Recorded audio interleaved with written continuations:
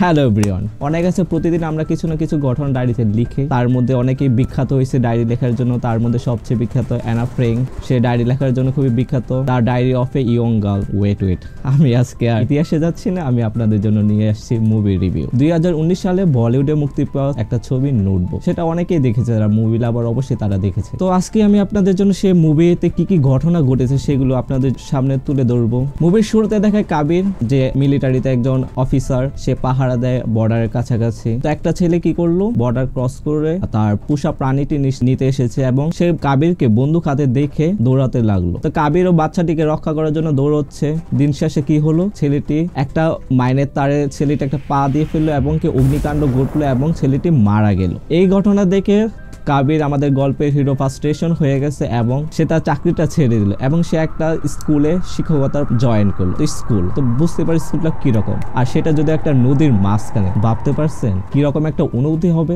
তা কাবির গেল এবং স্টুডেন্ট কয়জন, একটা স্কুলে সর্বোচ্চ কতজন স্টুডেন্ট থাকতে পারে আপনার হিসাব মতো? 1000, 2000। তো কাবির স্কুলের স্টুডেন্ট ছিল মাত্র 6 জন এবং 6 জন 6টা আলাদা ক্লাসে। তো স্কুলটা ছিল কোথায়? কাশ্মীরে। তাই তো সে টিচার হিসেবে ততটাও ভালো না, কিন্তু সে চেষ্টা করছে বাচ্চাদের, সে কনফিডেন্স, সে বাচ্চাদের পড়াতে পারবে, নো ডাউট। কিন্তু দিন শেষে বাচ্চারা আসছে যাচ্ছে, এখানে বিভিন্ন ঘটনা ঘটে গেছে তার মধ্যে তার লাইফে। তো একদিন দিন শেষে সে তার প্রফেশন বা শিক্ষকতা শেষে বসলো এবং একটা ডায়েরি পেল। সেখানে গল্পের আসল টুইস্ট। ডায়েরিতে সে দেখতে পেল একজন মেয়ের কাহিনী। মেয়েটা কি করলো, তার লাইফে ঘটে যাওয়া বিভিন্ন ঘটনা, ছোট থেকে বড় পর্যন্ত সব ঘটনা লিখে রাখলো। তো মেয়েটার নাম আমরা শুরুতে জানতে পারলাম কি, ফেরদৌস, আমাদের মূল গল্পের নায়িকা। সে তার লাইফে কিছু ঘটনা ঘটে গেছে, সেগুলো সে লিখে রেখেছে এবং কিছু কিছু বিশেষ নোট ফেরদৌস ডায়েরিতে লিখে রেখেছে।